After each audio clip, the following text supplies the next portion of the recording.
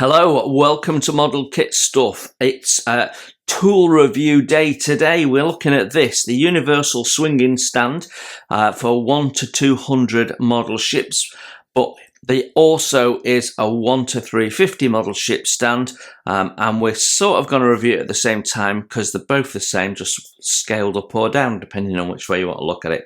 Anyway, I'll stop jabbering now. Let's crack on with the video.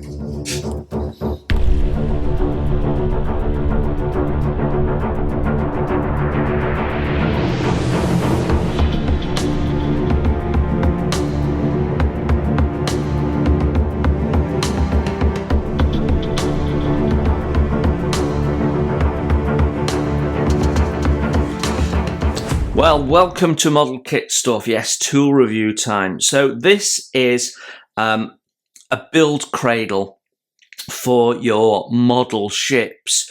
And like I say, this is the 1 to 200 one. And what we're going to do is we're going to build it and then we're going to look at how useful it is. Now, I also have the 1 to 350 scale one. And I've already built that one, and from that process of building it, I have learned one or two little things that aren't in the instructions, and I have some little recommendations and bits and pieces. So we'll do that as we go. But fundamentally, they're the same, just different sizes. So I've got my head around the 1 350 one. I want to build the 1 200 one. As many of you who subscribe to the channel will know, I'm about to embark on building the 1 200 Scharnhorst, and I think, you know, I need to have this to do that. So let's crack on and talk a little bit more about the product and the instructions. So you order this through Andrew 3D Model Space. It's one-man band, as I understand it, and basically he 3D prints these this tool, and you order it, like I say, you order it through Facebook. So I'll leave the link below, and you basically look at what you want and talk to him, and then he constructs an order for you. There is a bit of a wait for these. Currently, it's around about 12 weeks, but he can do it a little bit shorter depending on his order demand. So, you know, when you come to order it, it could be less than that. But that's because he's got plenty of demand, which is telling you something. So I have seen this used by one or two other people. And I know it's been reviewed at least by one other person that I know of. But what we're going to do is we're going to build it, and I'm going to show you some stuff that I learned through that building process. Now, this doesn't come with instructions. What you do is you watch some YouTube videos showing you how to construct it. So what I'm going to do is I'm going to construct it and give you some tips that aren't in those videos, which you might find helpful. So let's start by unpacking this. What you get, if you get the 1 350 stand, it's all in this box. If you get the 1 200, you get some extra bits that are in a bag separately as well, which are these bits here, which make up the base. And we'll have a look at those as we need to. Right, so what do you get in the box? Well, I've unpacked it. This came all wrapped in bubble wrap, but effectively, don't know what that is. What we get is 3 of these. The main part of the jig, the bit that moves, the cradle that the ship sits in. You get these, which are for the ship to sit on. You get 6 of those, two different sizes. You get some neoprene rubber cut to length pads that you need to put on various bits. You get bags of different types of fasteners, and you get these, which are also part of the stand. So let's start with talking about one or two things that I think you should know before we get going. Now, as I understand it, you can get this in different colours. You can choose what colour you want. If you don't specify, he'll give you what colour he thinks. I got this, which I think this looks quite cool. It's sort of like a wood colour.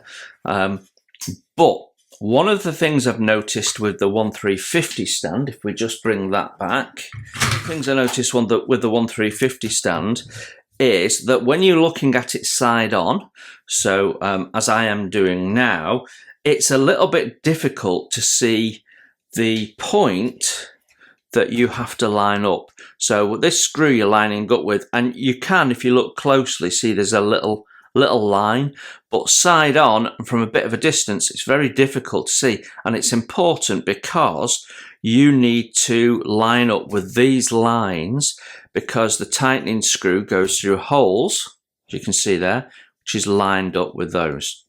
So my thought process here is that to resolve that, you can see it's not very clear. What I'm going to do is I'm going to get a little bit of red paint. I'm going to use some enamel paint because it'll be on there forever. And just going to highlight the dial bits and the little line there, just so it's easy to line up. So that's my first little trick. So that's something we're going to do in a minute. But before we do that, there's something else we need to do, and that is to disassemble this. So what we're going to do is we're just going to take these off. So we've got some little pieces there that come out. They just slide off into the middle like so, and then this slides off there. So when they've gone to all the trouble of assembling it, why am I disassembling it? Well, because this isn't very smooth. You can see it's a bit stiff, and when you're moving a big ship, that's going to be difficult, especially on this bigger one. But I have the same issue with the 1350 one, and I don't know if you can look closely, but you can see here, then here, then here, there's a slight bulge.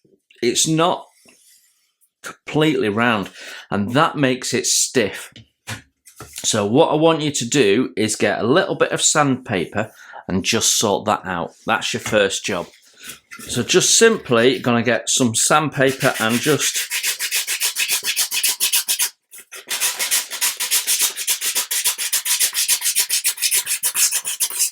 it doesn't need much, just needs a little bit of tidy up. Okay, and then just check, because 3D printing, sometimes it can be a bit lumpy in places. So I don't know if you can see here, we've got a little bit of lumps, and what I'm finding is it's free running at this end and lumpy at this end, and that tends to be the case on all of them. So I'm just going to go between the grooves and just make sure it's nice and smooth.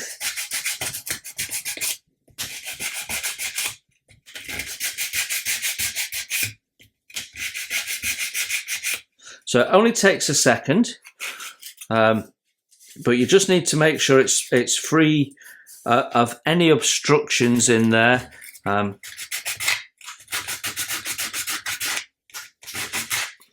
then when you've done that, just go over the top surface.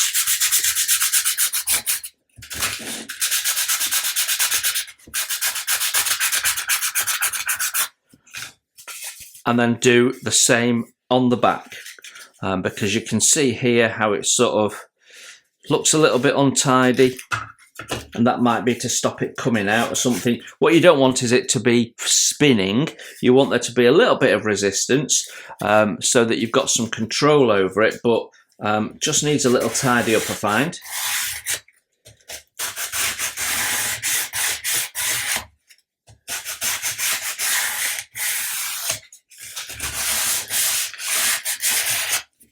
And then finally, we're going to do this outside edge.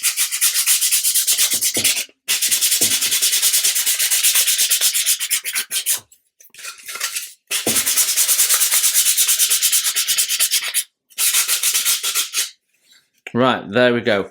Now we need to get all that dust off so there's nothing in there snagging this.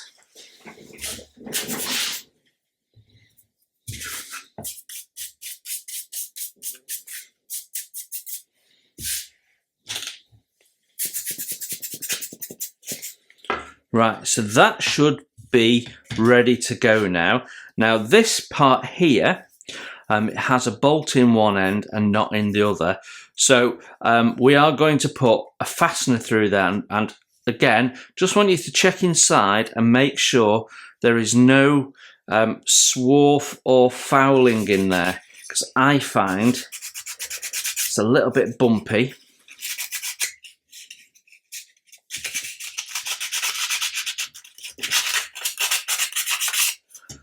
Okay, and make sure you can see through it and it all seems clear. What you can do is take one of the screws that's supplied and just pass it through. Now these are a bit thinner than the one that goes in there, so you can just push that through and make sure there's nothing blocking that. So, yeah, brilliant. Now we can reassemble these two parts there, and that moves much smoother. Still got resistance, but it moves a lot smoother. And what I recommend is you pass it through a few times and just slacken it up a little bit.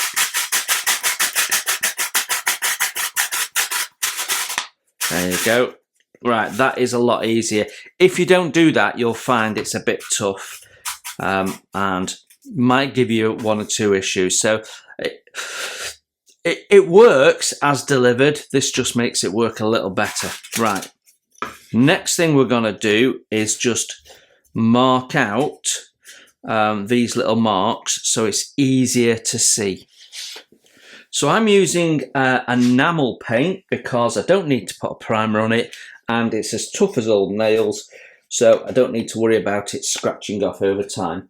And all I'm going to do is gently paint the top surface of the marking points that they have printed into this tool. Easy as that. You can already see how much more that stands out, but the main one here is this one that you've got to line it up with. So I'm just over painting what's already marked on there, and it's just going to make such a difference to what you can see when you're using the tool.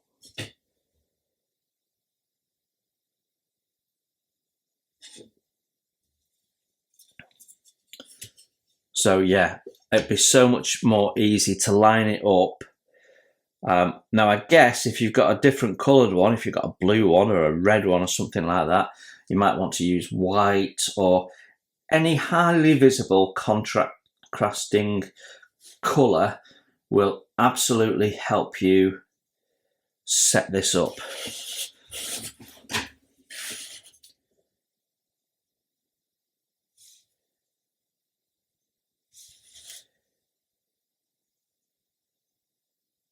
There you go, that's all it needs. It doesn't need much effort really.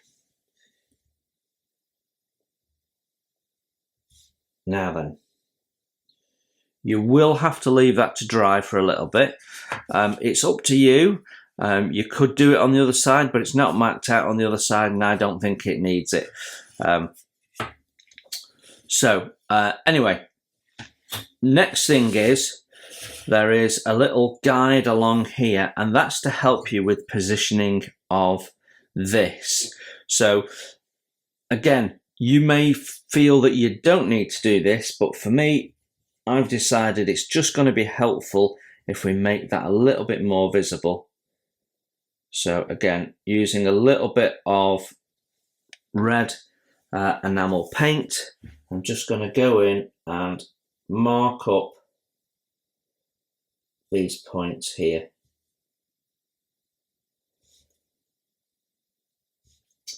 And why this is important is when you've got a model on here, it will be darker under here. So it's just, like I say, aiding the visibilities. And when you push these in, you want them to the same point on each side. So being able to just visually count them is going to be really, really handy.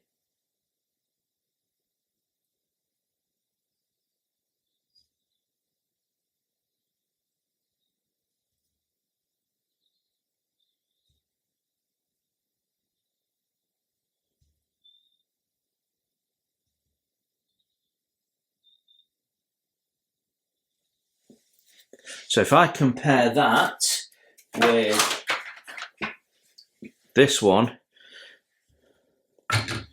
you can see how much clearer that is to that. So with the paint on, I'm going to have to be careful because this isn't dry yet. We can put the two cradle halves back together. So that is ready to go. Now, what we did on here with the sanding, we want to repeat here on the top.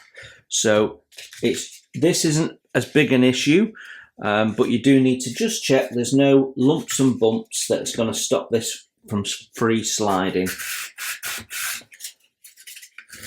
And give the surface a little bit, and it doesn't need much. It really only needs microns, but it just helps.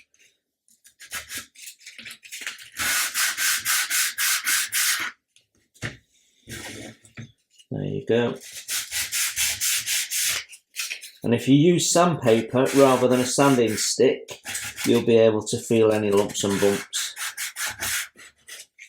And obviously we need to do that on both sides. That just gets any debris out.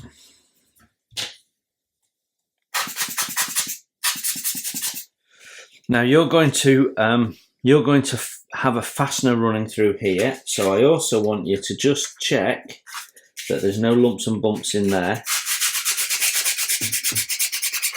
I can see one or two, so there's no material traps in there or anything.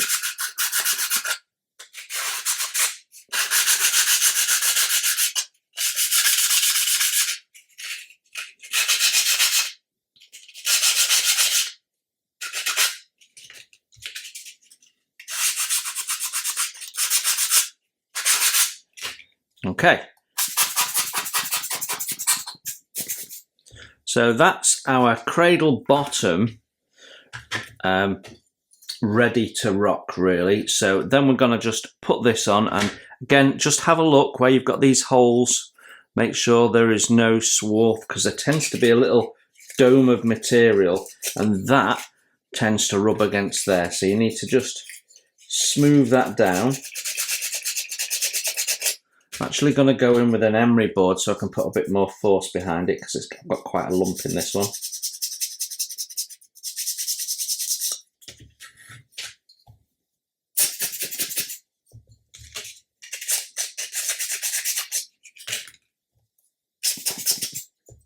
Then what you do, making sure the leg's facing outwards, is you take it to the middle and then you just slide it in. Like so. So I'll do the other one and then I'll come back to you. Right, next job is to get a bag of these fasteners, which have 3D printed ends. You've got one bag of these for each one of these. So I'm not going to show you all three, obviously. We'll do just this one on camera, and then I will show you how the others build up. But you want to fish out the ones with the thicker head. So you've got short, thin heads and longer, thicker heads. So you want the ones with the thicker heads. You'll have 3 of those. And what you're going to do is you're going to push into those 3 holes there that you can see, like that, and then just tighten them up a little bit.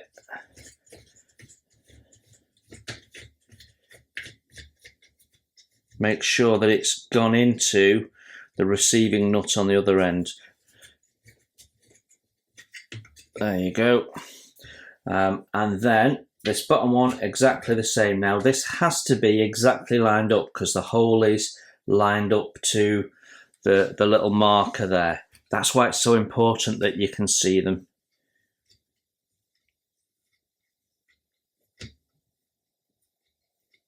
There we go. And then that screw is then passing through there, and that is locked. I cannot move it. These have to be done up quite tight to stop them moving, but you can now locate it and fasten it up, pinch it up, and it won't move. So that's important. It only needs about 3 or 4 twists to loosen up once you've got it screwed in properly. So once you've got it finger tight, just leave it until you're ready to adjust it. Now in the top we have these, and these need a couple of things doing to them. So they're quite loose, so we don't need to worry about the cleanup. These slot in and slide in really easily on all of them, so there's no issue with these, but we do need to put their rubber on. So this is the point to do that. So we'll take 2 of the long rubber strips, and you simply peel the backing off. Carefully make sure you don't delaminate the adhesive strip on the back. And then on this flat edge, place it in the middle on the top of one of them, and then just gently make sure it comes down. Now you'll notice it's not the full length, and you want the foam to be starting at the very top of the part, and then you can slip that in. So let's just do that with the other one. Okay, so then we've got these smaller ones. So exactly like the bigger ones, we slot them into those 2 holes at the top first and just screw them down. Now, unlike the larger ones that we put in a moment ago, oh, sorry, I beg your pardon, these do have retaining nuts as well because they are adjustable.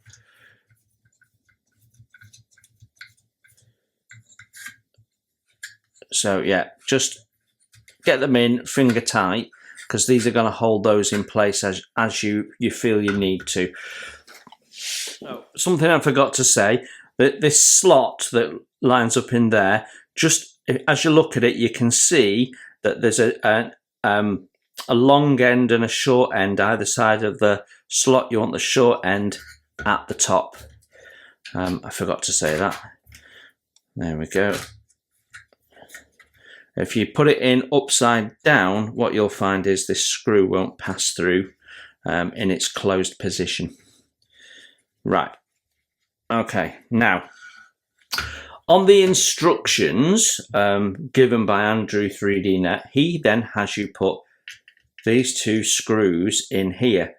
Now, these 2 screws, what they're doing, they don't go into a retaining bolt, they just line up in these holes, and you can adjust them and put them. So they're sort of pegs, and then the part that the hull of your the keel of your ship sits on sticks out here, and this adjustment is to allow you to raise that up.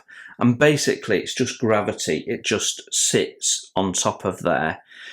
Now on the instructions he has you doing that with both of them together. So you've got a couple of options here. You could put one in from this side and then one in from the other side, like so. Makes no odds. And if you do that, it's easier to get to the handle and screw it up. It doesn't get in the way of anything else, so it doesn't cause a problem. Or you can put both in from the back rather than the front. And the advantage of doing that is that you've not got anything in the way of your line of sight here, and it's easier to get to this adjusting screw. If they're at the bottom, you know, you've got fingers trying to turn things and they're at the bottom, they can get in the way a little bit. So for me, I'm going to put these both in the back. So I'm just going to put that one in first a little bit. Then we're going to put that one in. And then once you've got the two screw heads lined up, you can see how close they are. You can just run your finger and thumb over both of them at the same time, and that'll just fasten them both in, and then you only have to do the job once and not twice. Now you don't actually have to have them go all the way in, because you can see it passes out the other end, and actually that will do. It doesn't have to be all the way in, and that just keeps that a bit shorter and out of your way there. So that's my other tip on this part. That is effectively this done. You've got to now do that on the other two. So I'm going to go away and do that, and then I'll come back to you when I'm ready. Right, with our three cradles built up and painted up and made free running and all of that stuff, we're ready to build the base that it goes on. And we start by putting in the ends. So these are the first ends to put in, and they're going to slot into place, but we need to just check that these are free as well. So you can see here we've got a little bit of material blocking where we're going to be putting the screws. So we just make sure everything is nice and clear. And then if I show you how this works, this is a mating part for this, and these don't go together really nicely, nice snug fit. But when you come to put it through here, what you'll find, well, it's not doing it on this one actually, but on the 1/350 scale one, so we'll talk about that, it just pinches them together ever so slightly. So I found taking a little bit of material off on the inside just eased that process. They did go together, but it needed a little bit of force, whereas it looks like it's perhaps a little bit more free running on here. But just check you've not got any lumps or bumps that are going to stop it from, you know, where this has been drilled through or whatever. So I'm just going to pass over it,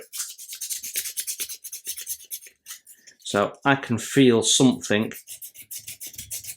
There we go. There we go, and that should be now fine. And we'll do the same with the other one. There's no much swarf or anything in there. Right, all good. You also need this bag of screws. Now, you won't find this out until you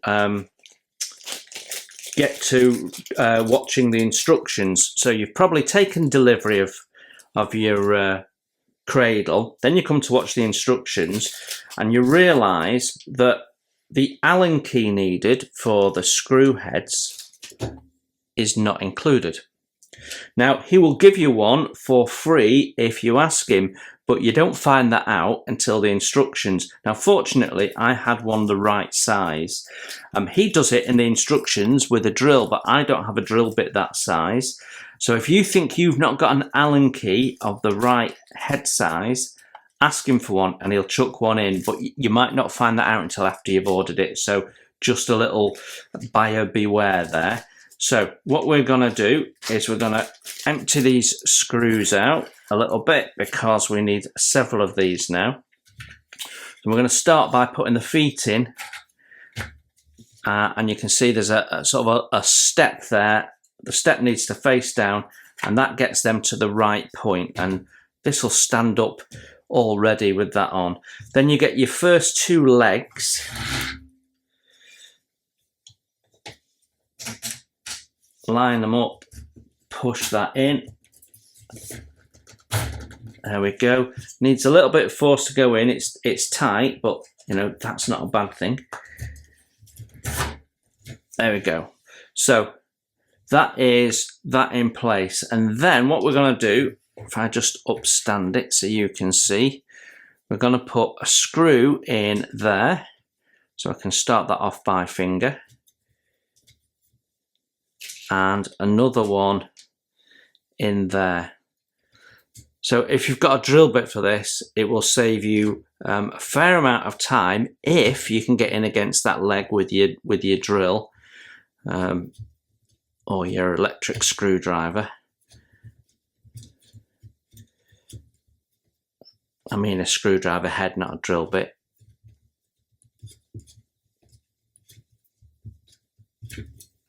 But you get the idea. We've got to nip that up.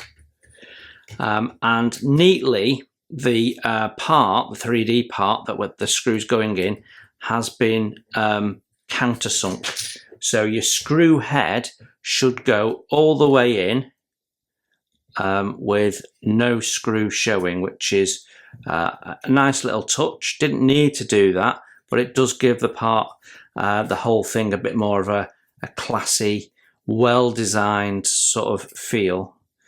And right at the end there, the leg is just a little bit long for you to get in with the Allen key, just a little bit. There you go. There we go. So we nip that off till it's tight, and it actually will hold really well with just one in. But we've got the points for two, and we've got the screws, and we've got the time. So why wouldn't you build it up properly? And what I found on the 1350 jig was some went in a bit tighter than others, so you don't know. Some tighten up as you get close to the end, some didn't, some were tight to start with, and then once they got through and got going, they loosened up. So each screw's different. It's but as you can see, it's not difficult.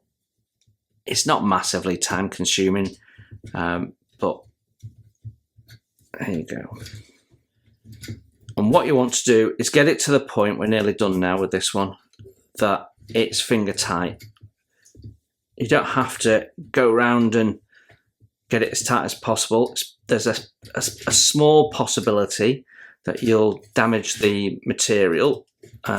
It's fairly good quality, robust stuff, so probably won't happen, but you don't want to cause any undue damage. So I'm going to do these off camera, you'll be pleased to know, because you don't want to watch me do that another 2 times. And then once they're done and in place, we will come back to you and show you the next step. So with our first set of bases put in place, we can now put the next cradle in place. So it doesn't really matter which way round they go. I want them all facing the same way. It's just don't know, just a weird thing. Again, just clean these up if necessary, but they simply go through the slots. They work exactly like the base did, the ends of the feet did. So you get that in, you can see that's nice and stiff. Now you might be wondering what these are for here. Well, let me show you. If you loosen them up, you can extend the length of your base. That's what they're for. And they come pre-assembled, which is pretty awesome. In the legs, there are little holes. And as I'm pushing this together, I thought, I wonder what that hole's for. So I've turned this upside down, and there's 3 holes. You can see 1, 2, 3. So one going through each legs into there. So that makes sense. I don't believe that is in the instructions video. If it is, I missed it, but I watched it very carefully, and that will explain why on my 1350 cradle I got so many screws left, which I thought you just got a load of spare screws, but actually you need to also put a screw, as you can see, in through all of these to make it rigid. So that's something I had missed on the 1350 scale one, but that you need to do at each step. Right, assuming you've got all your screws in, I haven't, but it doesn't matter, we'll sort that out later. You're then going to put your last one in.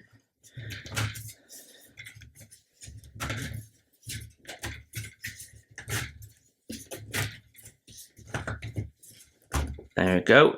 And then you've got these 1-pronged final feet which go in at this other end. and living on the past experience, we're just going to tidy up and sand off the sides a little bit, just to make sure we've got no problems pushing them in, because these are being a bit shorter, you're going to get less oomph behind them as you push them in.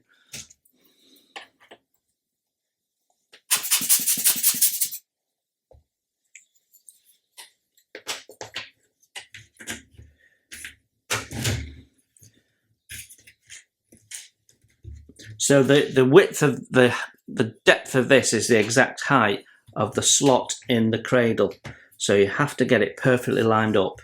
You've got no chance of getting it in. There we go, that's the first one in.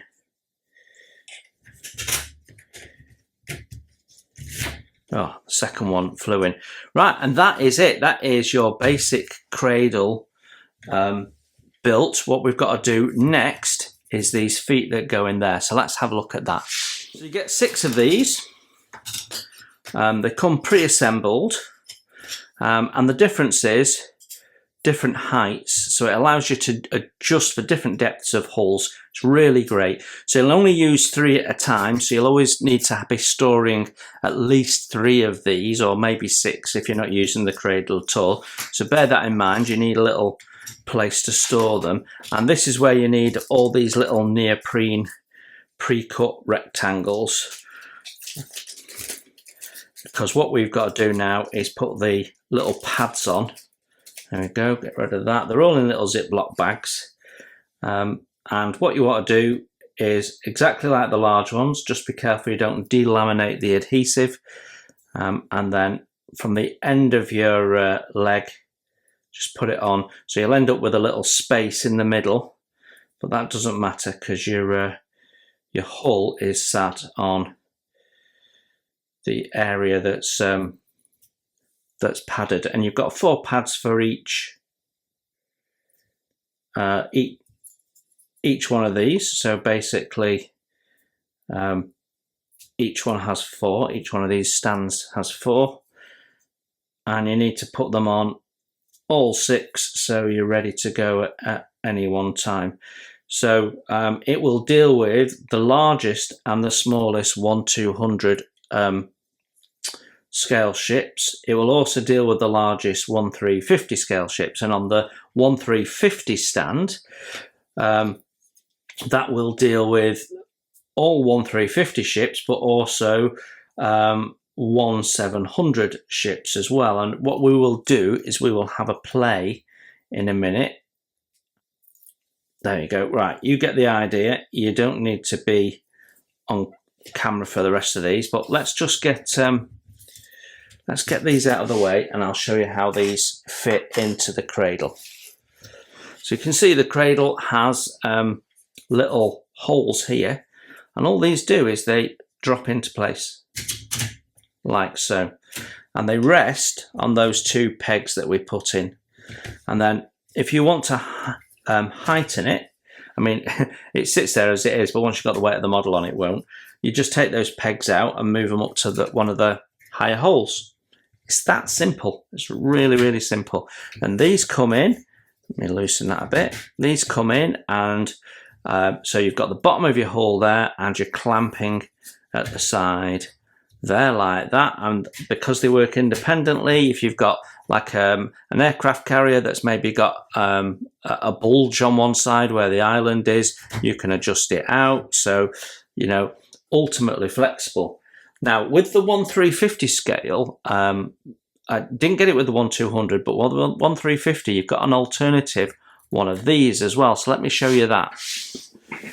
So the 1/350 scale jig comes with these, and you can see the difference instantly. If I just loosen that up, I have to take that screw out so that can pass out. There we go. So you can see the difference. That's what's allowing you to do 1/700 ships, because that comes in a lot further, but there's nothing stopping you on the 1/200 if you were doing wanted to do a 1/350 scale kit on it, why you can't use that, because it, you know, fastens in the same way. It's shorter in depth, but that also doesn't matter. It just means that you might not be able to lock it in place if you want it right at the bottom. That's because it'll be below the screw adjusting. There you go. You see, it's below the screw there. So that's a little bit loose. But what I'm about to say to you is you need to think about what is the main size of ships you do and which cradle suits you the most. Do you tend to do larger ships? And I don't just mean 1-200, but you do mainly 1-350 ships, but you do the larger ones. You don't do destroyers and little things like that. In which case, you might want to consider the 1-200 cradle, because especially if you've got the occasional 1-200 ship in there. But if you only ever do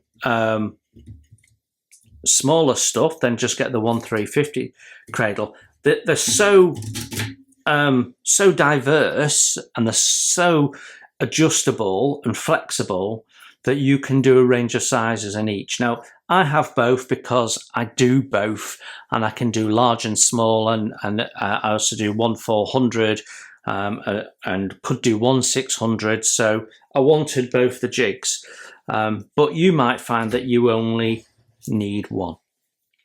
So that's the jigs built up. Let's have a play and show you how it works with an actual hull.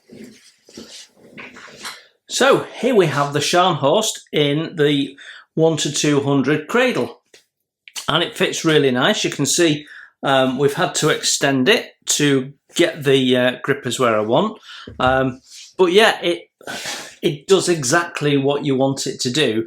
It grips really nicely and tightly, but not too tight. The foam is really gentle on the paintwork, so you're not getting any scratching.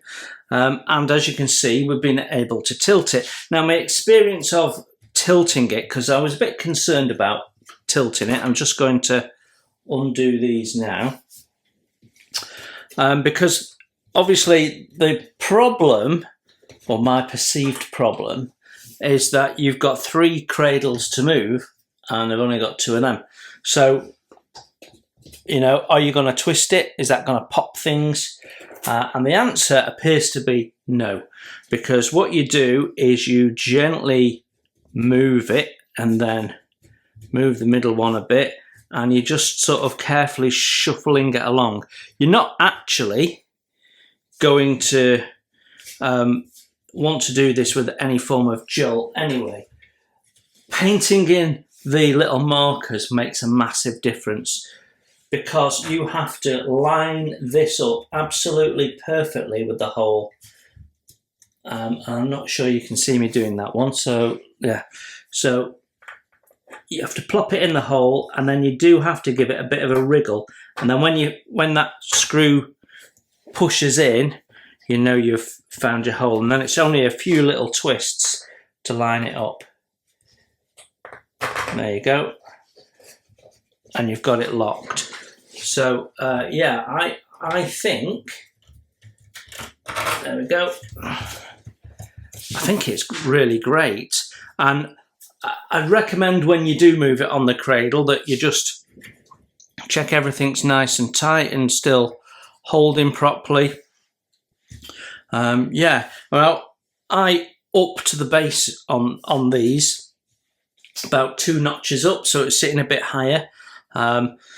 I might want that even lower at some point. The problem you've got is, as you get further towards the stern and the bow, you're making less contact.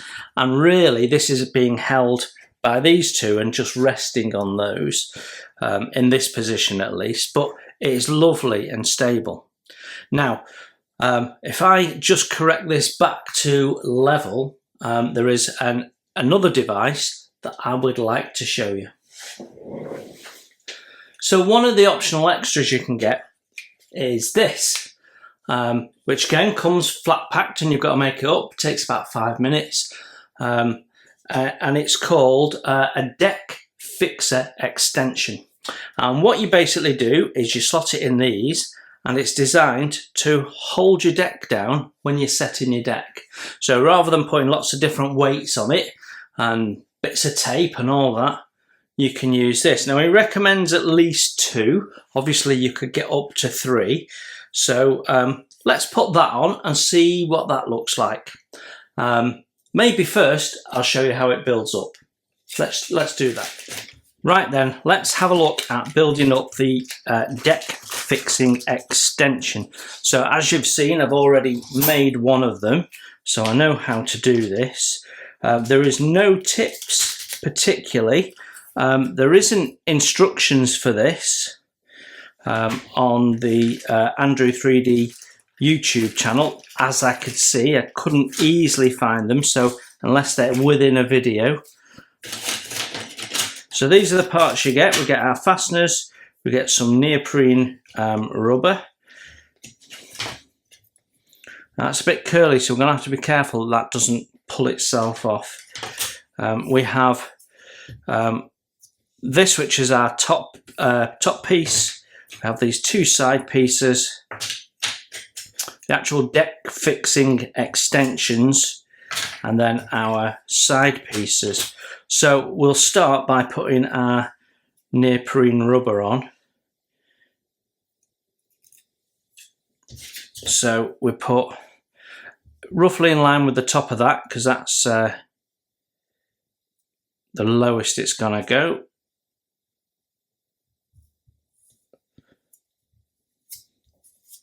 There we go. A good push down so we know that's on properly. So that's that one. And we do exactly the same again on this one. And that will be our 2 uprights. So that's them done. Then these big ones go on the little side clamp. There we go. Now it doesn't go the full length and it doesn't go the full width. So if you put it on slightly crooked, do not worry about it. There you go. That's not so bad.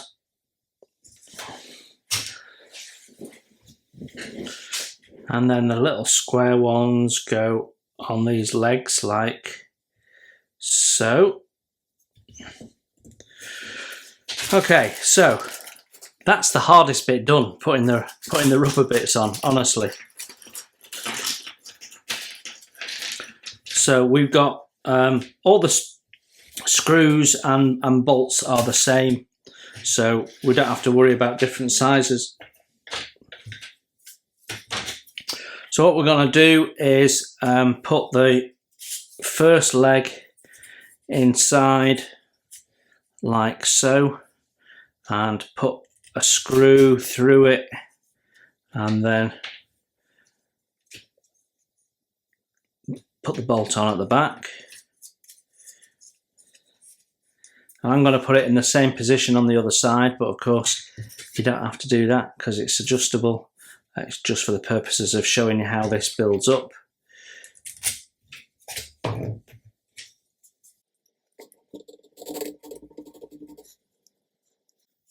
Okay, then we can do the ones that come down from the top. So put them in any ones that you like, because obviously you'll adjust it for every build. You'll do it slightly differently.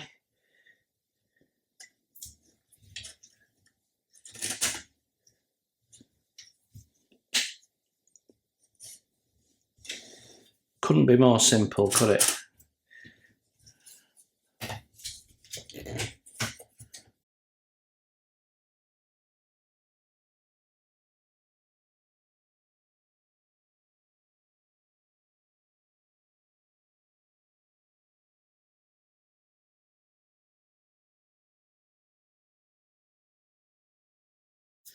Doesn't seem to matter which way around you put these, they both seem to work either way.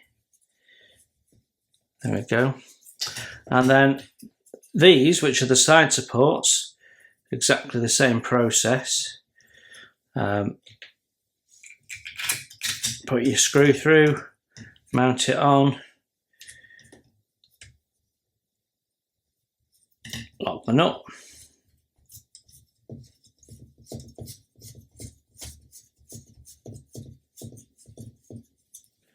And that's all there is to it. It's as simple as that.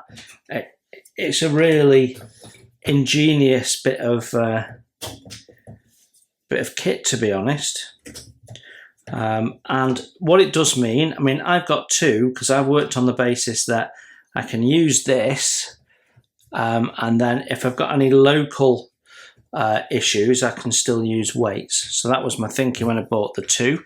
Would I have bought? Do I see the need for three? Maybe on a bigger kit, maybe on a Yamato 1200 possibly. I don't know whether this will work on the 1350 stand. These legs are a fair bit longer, so you probably have to buy the correct one for the 1350 stand, but I just got them for the 1200 because smaller ships it's easier to put the weights on, but bigger ships it's definitely a problem. So there you have it. That's the tool made up. Clamps at the side, and this is adjustable, so you can have it, you know, like that. So if it's wider, you can, you know, it's almost infinitely adjustable. Well, it's not, but it is very adjustable. And then you can place these wherever you want. You can put them at different heights, as we've shown, for different structures. It's just clever stuff. So there you have it. That's how you build that up. Easy as anything. So you simply remove these and slot this in. Now, unlike these, which have a slot, which makes them ultimately adjustable, these have holes. And once that's slid in there, you've got no way of seeing those holes. So it'd be really difficult to line it up. So again, I would recommend just marking that out so you can see where you are in line with your hole, because you've only got one screw position for that. So it fixes into there. I'm just going to pull that right back so that it's fully extended. There we go. I've not tried this before, so we're learning this together.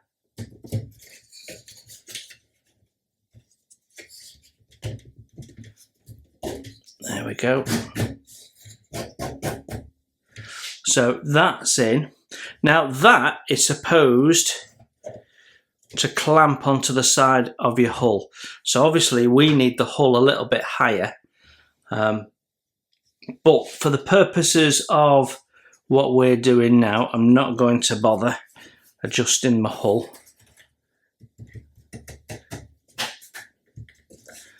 We need to just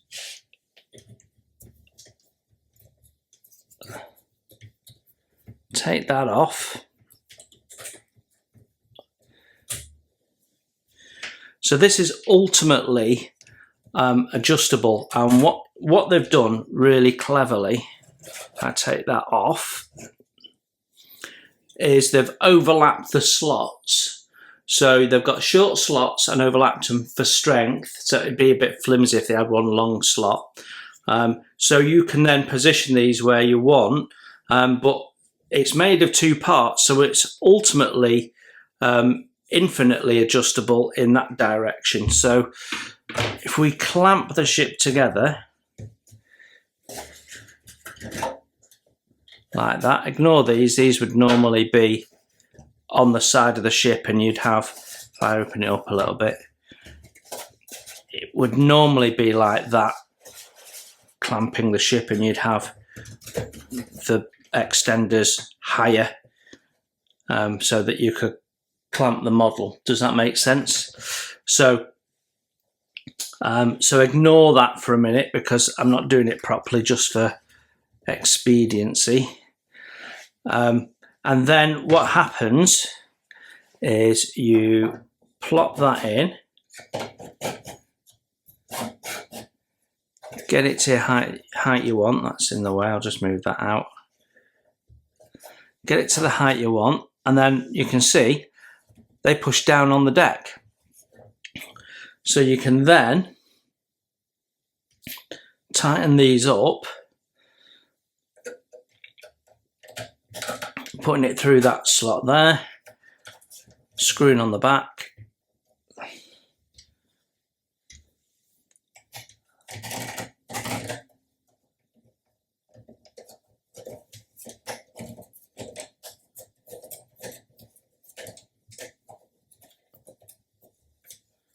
Like so. Don't think I've pushed that one all the way through.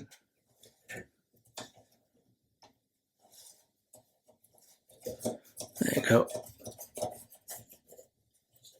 There we go, like so.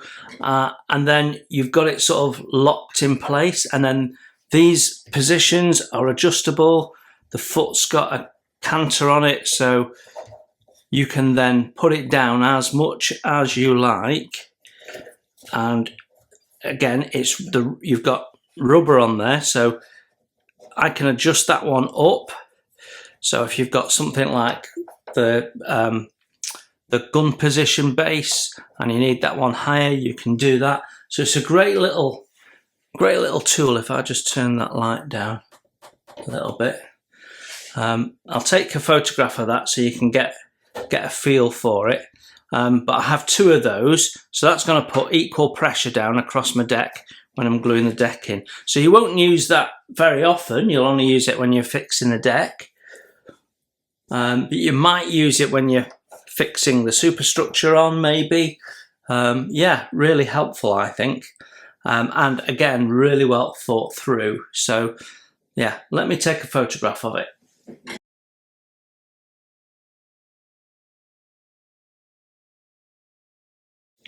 So I've swapped to the 1350 stand now, and what we've done is we've put the tall legs in. They're still based at the bottom, but you get a better view of the whole stand doing this, and that means we can sit that on there like so. This isn't, I haven't got a hull that's all together that I'm prepared to put on here, to be honest. Yeah, you can easily get your hand underneath to adjust the adjusting screws. So let's just bring that together. So that's now being held in place. But if you decided that you had a really narrow hull, we've got these that we can swap out so that we don't have to adjust it all the way in and still clamp it. So let's just try that. So you do have to remove the whole item, but you know, it is an easy swap out, isn't it? And we take that one right the way back and remove that.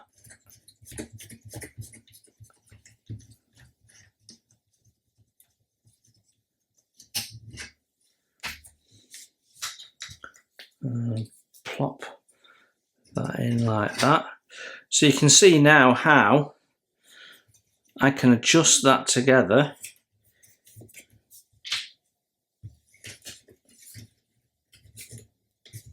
and I don't have to worry about possibly being running out of adjustment with this part, because I can use the extender.